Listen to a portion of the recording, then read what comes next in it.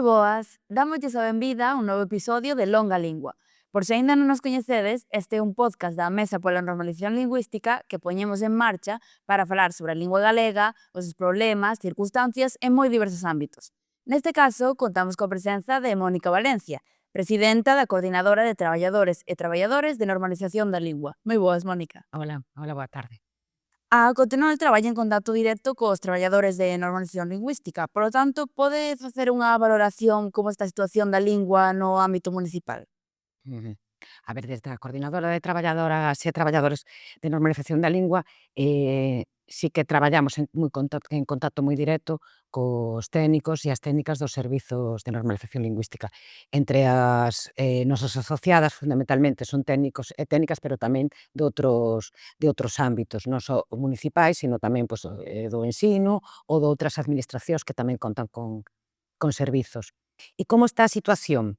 Pois a situación dos concellos pois é un pouco como temos o panorama xeral no resto de administracións e de ámbitos ou sectores da nosa sociedade. A situación da lingua galega no ámbito municipal é moi variada e diversa, porque depende moito da vontade política, fundamentalmente, de cada corporación, infelizmente, porque hai, pois mira, de 315 concellos que debe haber na Galiza, única e exclusivamente hai 50 servizos, máis ou menos. Arriba un arriba, un abaixo, porque hai algúns que se crean nun ano porque hai unha axuda para crear servizo e despois non continúa. Entón, sobre 50, é dicir, non chegamos casi nin a é unha porcentaxe moi baixa. Entón, e despois depende da vontade política, é dicir, hai concellos ou administracións municipais que teñen servizo de normalización lingüística, pero despois non desenvolve accións de normalización lingüística. Entón, por iso digo que é moi variado, dependendo dos concellos, e sempre require dunha vontade política e que entendan as persoas que teñen a responsabilidade política, as funcións reais dos servizos de normalización lingüística, é dicir, un departamento que se dedica, formado por persoal técnico, que se dedica a planificar accións para un mellor un aumento do uso do galego. E non sempre, e non é nada doado. Mm. E entón, pois iso, hai moita diferenza duns concellos a outros. E en xeral, pois con estes números que che estou a comentar, pois non goza de moi boa saúde o sector.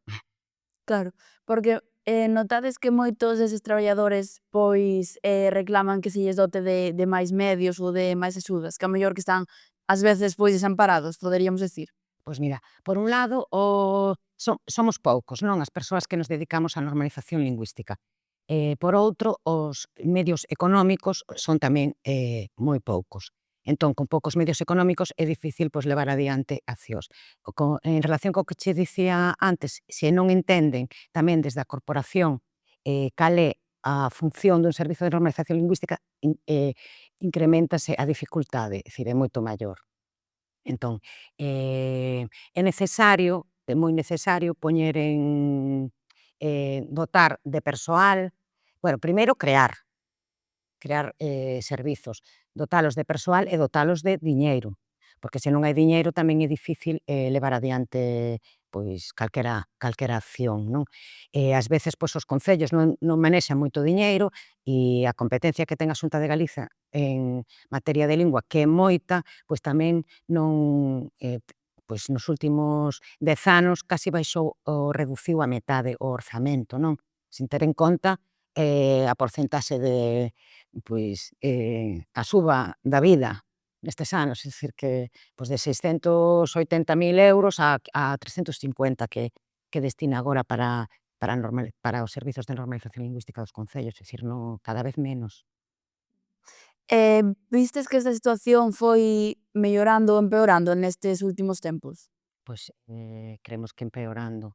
empeorando. Hai un problema grande de estabilización por parte dos servizos e que non se están creando servizos novos. E entón, ao non se crear servizos novos, por un lado xa non se lle dá esa posibilidade ás persoas que están a estudar filoloxía ou que están como unha saída laboral, xa non non entra na súa proposta de futuro entrar nun servizo porque non se crean ano a ano os servizos.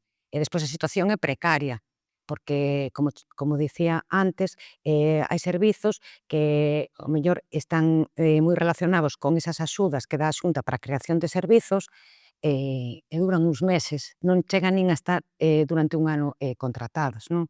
Agora, pois, coa estabilización da interinidade que está habendo, pois, que remata agora o prazo o 31 de decembro, pois moitas das persoas que estábamos en servizos vamos a estabilizar a nosa praza, pero levabamos, pois, 15, xente 20 anos, pois, cunha situación de falta de estabilidade grandísima dentro dos servizos. E despois, iso que non se crean prazas novas. E logo non hai unha relación por parte da Xunta de Galicia, que sería a que ten que ter a competencia, e como aparece reflexado, non? Reflectido, que ten que ser ela a que un pouco coordine esas accións de planificación lingüística, tamén non hai moito empeño en poñer en relación os diferentes servizos que están en funcionamento, que moitas veces iso, pois, como comentaba, están en precario e, además, é unha única persoa. É dicir, é un servizo, pero calquera outro servizo municipal conta con persoal técnico, con administrativo, auxiliar, é dicir, que dotado dun persoal, e nós somos servizos que prácticamente están formados por unha persoa única e exclusivamente, que se dedica a facer desde contratacións até seguimento das actividades, avaliacións, é dicir, fai todo o proceso. É moi complicado levar adiante calquera acción. Mm. Neste sentido, que necesidades urxentes para a normalización vedes, pois, nos concellos?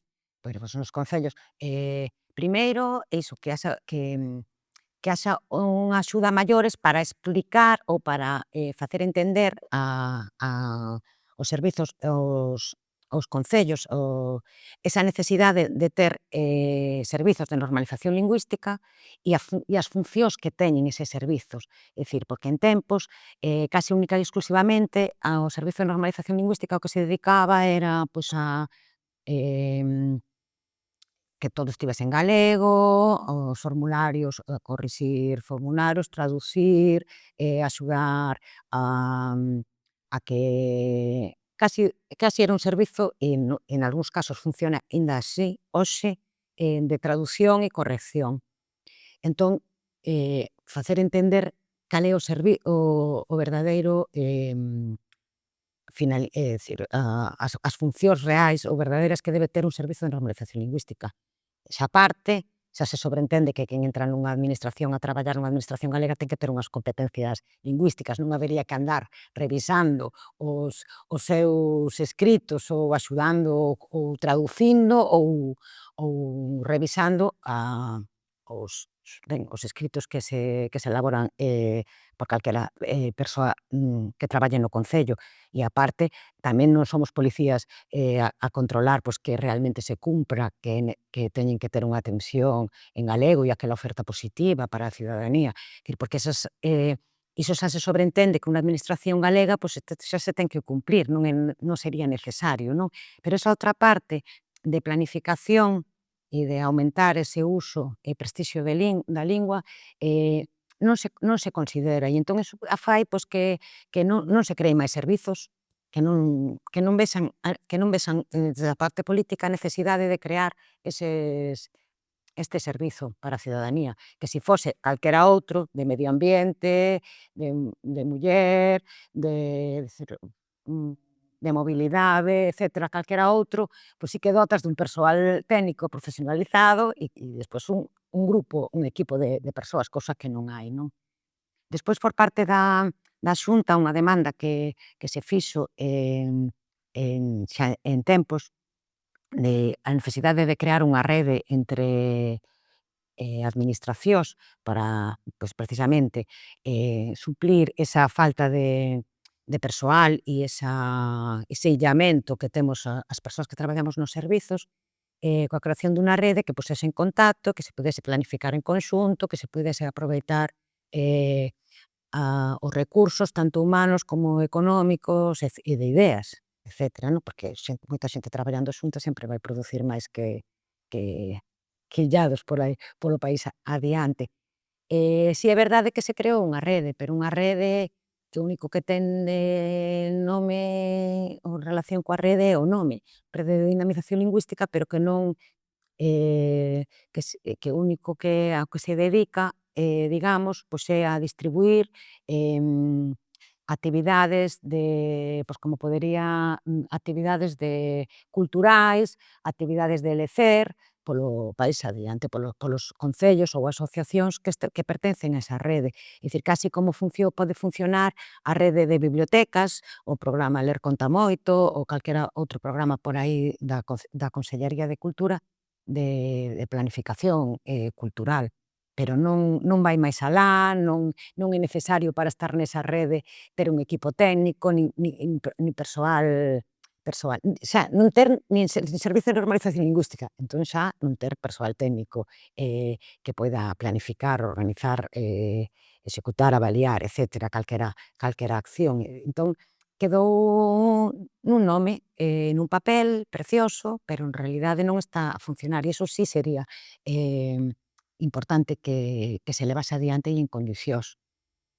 Aí podemos ver que hai exemplos de concellos que sí que están a tentando desenvolver ou cubrir ese oco que non acaba de asumir ou que non acaba de cubrir a Consellería. Agora hai unha rede de concellos, a Lingua, que reúne a concellos que teñen servizo de normalización lingüística e entre todos pois hai reunións entre técnicas e técnicos que planifican, que pensan en accións conxuntas para levar adiante. E entón é unha maneira, pois iso, de sumar esforzos, porque sumas ideas, proxectos, permites que concellos pequenos poidan sumarse a grandes proxectos, porque se verían axudados por concellos máis grandes, non? É dicir, funciona como unha rede real. Difícil de levar adiante, quen teña que coller as rendas diso sería unha administración que é superior, non? Que sería a Xunta de Galicia. Mm. Nese sentido, que novas medidas credes que se deberán aplicar? Ou aplicar algunhas que estaban propostas anteriormente, pero que non se puxeron en marcha? Medidas que non, a ver, en relación pois co que vimos falando, a ver, non, é que non houbo por parte da Xunta de Galicia moita vontade de creación de novos servizos. É imprescindible ter unidades técnicas que traballen, porque se non tes persoal técnico que traballe, pois non tal, se non o dotas de orzamento, pois é difícil levar adiante. Entonces esa sería a eiva maior, esa necesidade de traballar en rede que comentaba, e despois máis medidas. Podemos, se queres, retomar. Agora fálase de buscar ese consenso e de volver ao Plan Xeral de Normalización Lingüística, non, do 2004. Estupendo, pero na cuestión, o plan, aplicarose o plan, ou tentar aplicalo, é dicir, poñerse a traballar para levar adiante o plan, sería fantástico, porque da nada ao algo, pois é un camiño moi grande, habería que actualizalo. E na parte da administración local en concreto, si precisa, non foi tratado, habería que adaptalo aos tempos, e explícome. No plan xeral, cando se fala de administración, fálase sobre todo pois de lexislación, fálase deses usos e actitudes do funcionariado, fálase de falta de formación e tamén se fala da falta de coordinación, pero non casi nese alimentando esa idea ou non contemplando esa outra idea de que é necesario cal é a finalidade dos servizos de normalización lingüística. Parece que aí sí que alimentas esa idea de que o servizo de normalización lingüística pois, é para que todo vaya en galego, que vaya correcto e animar pois, o funcionariado a que cumpra a legislación. E ese non debería ser única e exclusivamente non a finalidade dos servizos. Ese apartado de planificación e de tentar pois iso, mudar usos lingüísticos e contribuir ao maior uso e prestixio, pero non só dentro da propia administración para o persoal que traballa na administración, sino cara á sociedade xeral, iso non trata, non fala, dicir, habería que darlle unha volta totalmente, non? Aí a coordinadora de traballadores de normalización da lingua si fixo un traballo interesante porque houve unhas conversas coa Secretaría Xeral nestes anos pasados e a partir de 2010, por exemplo, na liña das axudas que fai que dá a antiga Secretaría Xeral de Política Lingüística, hoxe de Lingua, sí que detalla moi ben cales son as funcións que teñen que ter os servizos de normalización lingüística. Xa non só é aquela de asesoramento e de tal, dicir que aí xa veñen recollidas, é dicir que xa se está asumido que as súas funcións son maiores, o que pasa que, pois, volvemos ao papel. O Mm. papel aguanta todo, non? Sí, sí. Considera que neste plan xeral pois deberíanse introducir máis medidas relacionadas pois co ámbito directo cos concellos, no plano máis concreto? Pois iso que che estou a dicir, eu paréceme moi importante pular por esa rede real de concellos, porque está demostrado que funciona cando sumas forzas. Antes puña o exemplo da Asociación da Lingua, que está comezando, é dicir, e está custando, porque ao ser as administracións locais tamén son moi estancas e é moi difícil, pois, por cuestións orzamentarias que funcionan durante un ano, pecha o peche, despois é un novo ano, cando queres facer para as contratacións, para cando queres traballar con outras administracións complícase a cousa bastante e entón non lles está resultando fácil, por iso sería interesante que a propia Consellaría pois asumise iso. Non está resultando fácil, pero sí que está na idea.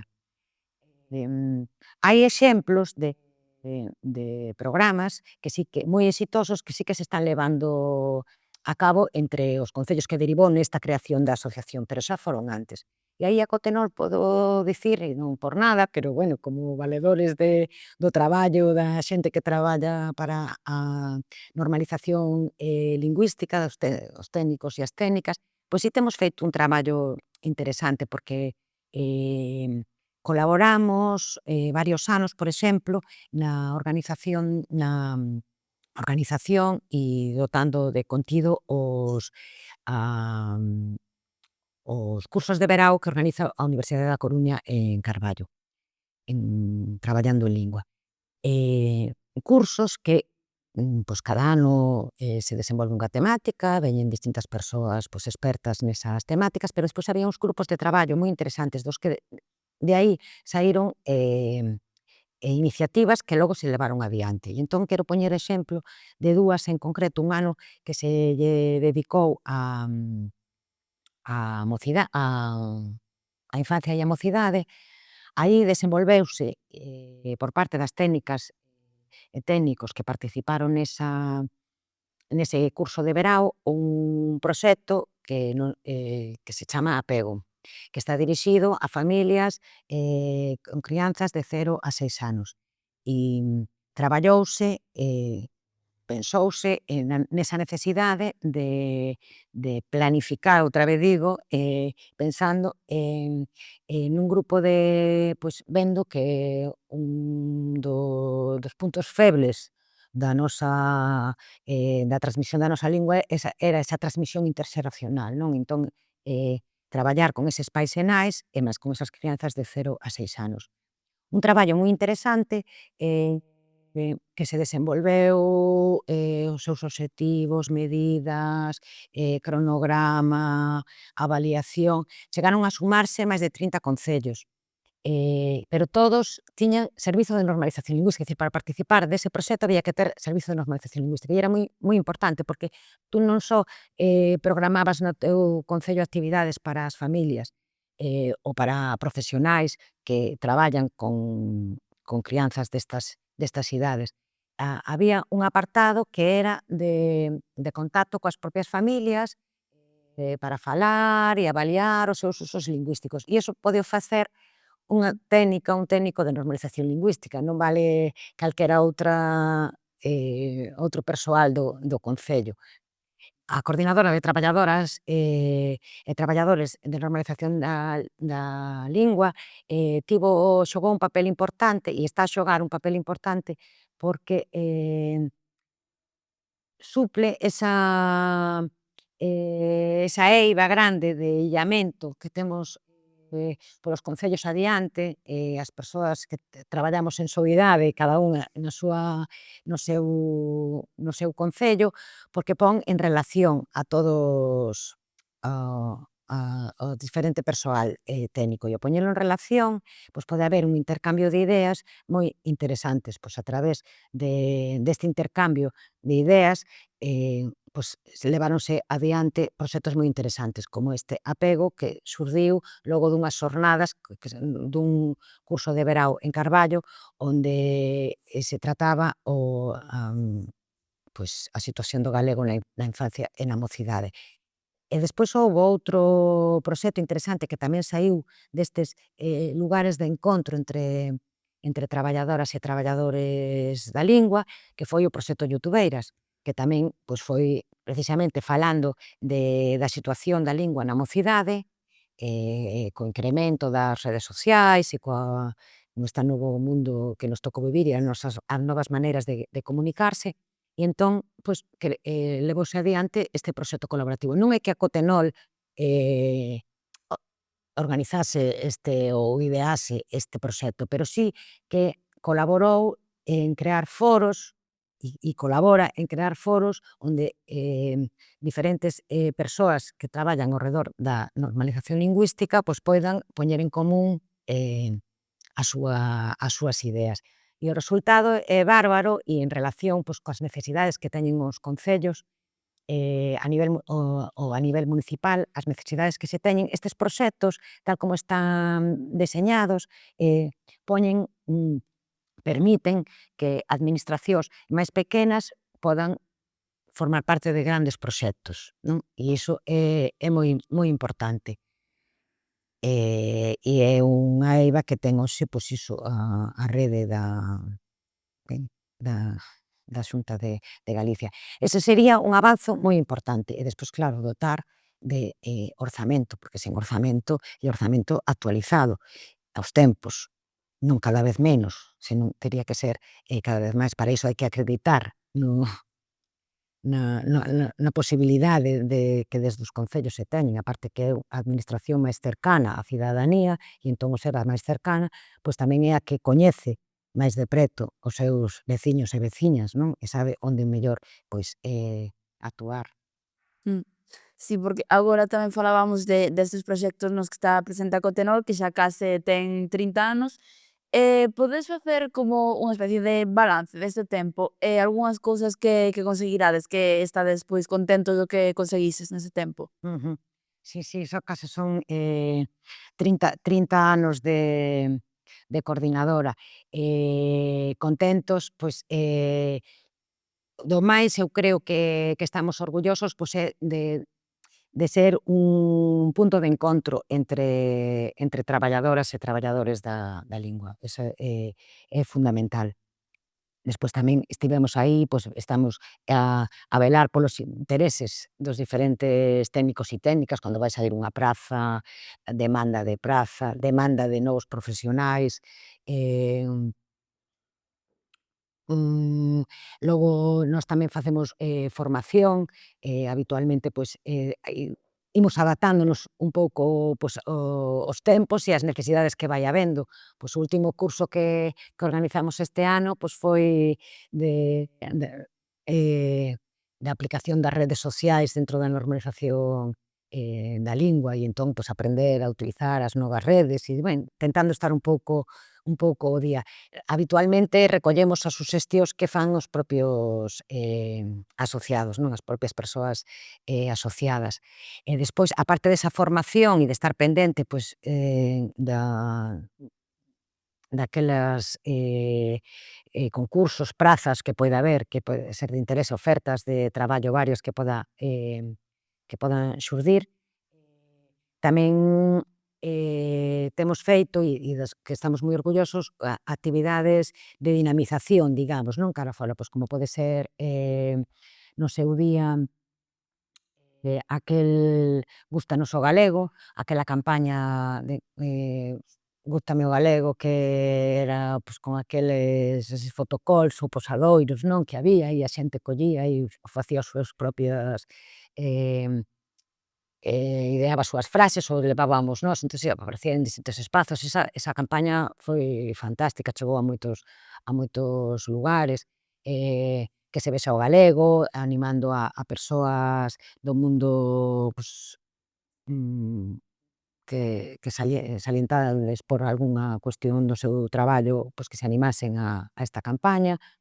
Os premios Mil Primaveras, dos que estamos moi, moi contentos porque recollen aquelas iniciativas normalizadoras que se están a desenvolver e, ademais, non só poñelas en valor e premiar aqueles proxectos que creemos que son salientables e poden servir de modelo para outros colectivos, asociacións ou tal, porque aí a xente que se presenta, porque aí ten que candidatarse para presentarse a estes premios, con toda a xenerosidade ofrecen pois a súa como planificaron a actividade, como a levaron adiante, cuales foron os seus obxectivos, como estruturaron o cronograma de actuación, a súa avaliación, é dicir que é un proxecto, dicir, os premios ten moitísimo valor por esa xenerosidade que ten a xente que leva adiante os proxectos, co traballo que dá, pero tamén é unha maneira pois de democratizalo ou de compartilo co resto da xente, que por certo está aberto o prazo agora para presentarse ata xaneiro para unha nova edición. Doutro proxecto, outra iniciativa da que estamos moi orgullosas é do LG por 15, que é unha actividade, que levamos desenvolvendo, este ano fixemos 10 anos, onde distintas persoas de diferentes ámbitos da vida mostran ou presentan para a diferentes ideas e proxectos para o futuro da lingua. E entón aí temos pois desde xente do ámbito deportivo, académico, médico, das artes, variadísimo, durante 15 minutos aproximadamente, por iso é o Delegué por 15, pois presenta por que ideas pois para mellorar o futuro da lingua. E iso pódese disfrutar un día nun espazo aberto, nun teatro ou na Sala Capitol, como foi durante varios anos, pero despois ese material, esas intervencións, están a disposición a través da canle de YouTube e son moi, pois, utilizadas ou usadas, vistas e traballadas despois, pois, polos centros de ensino, moito, por exemplo, non? E desa actividade tamén estamos moi orgullosas. Outro dos vosos fins é a formación continua dos traballadores, como comentabas anteriormente. Podes explicarnos un pouco máis en que consisten estas formacións que realizades? Ujú. Pois as formacións que organizamos, que procuramos todos os anos ter un curso que facemos nós directamente, porque despois nos dentro da formación digamos que temos diferentes liñas, hai os cursos que organizamos nós directamente, despois hai as colaboracións. Por exemplo, a Cotenol leva colaborando co CDSG, co Consello da Cultura Galega na organización dos encontros pola normalización lingüística, xa desde casi desde os seus comezos, como colaborou moitos anos coa Universidade da Coruña, e aparte, pois, temos a nosa propia formación. E aí recollemos as suxestións dos propios socios e socias. Pois este ano foron o uso das redes sociais na na normalización da lingua. Outros anos, pois, outras temáticas que traballamos, pois, os cambios da administración, eh, porque houbo a nova lei de contratos, bueno, actualizarnos un pouco en como vai mudando a administración, non, como unha posta ao día para por ese traballo, esa outra parte de traballo que temos máis máis administrativa e non tan, o mellor, do que nos gustaría a nós, pero que temos que desenvolver, polo que antes comentamos. Tamén tivemos formacións de traballo social aplicado á lingua, é dicir, son moi variados, as temáticas moi variadas, sempre vendo que eivas ou que necesidades imos tendo os propios técnicos e técnicas. Neste sentido, sabedes máis ou menos cantos técnicos ou traballadores de normalización da lingua hai na Galiza? Pois mira, como en activo dentro dos concellos, son 50, máis ou menos somos. É dicir, que non somos moitos.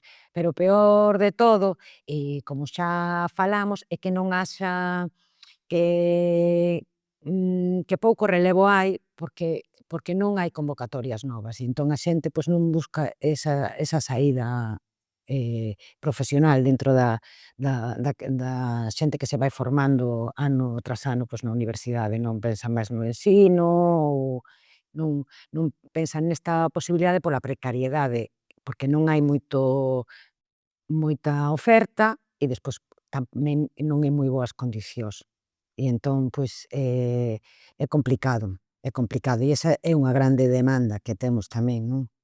Que é necesario poñer en valor a figura dos técnicos e as técnicas de normalización da lingua. Claro, porque credes que é unha profesión, ao mellor, un tanto descoñecida pola sociedade, pode ser? Pois pode ser descoñecida, e máis, moitas veces, hai que lle explicar ti falas da sociedade, pero que dentro da propia administración hai que lle explicar a cada corporación nova que ven, porque non entende que papel e que significa iso de ser dun servizo de normalización lingüística. É dicir, que hai necesidade de dar a coñecer os propios políticos, políticas que se incorporan á vida municipal. E de todas as cores, é dicir, que vemos que aí non non ven nos programas electorais, non? E entón sempre, pois, cada 4 anos, se hai remuda dentro dos concellos, pois hai que convencer, explicar, en que consiste o noso traballo e poñernos en valor continuamente. Mm.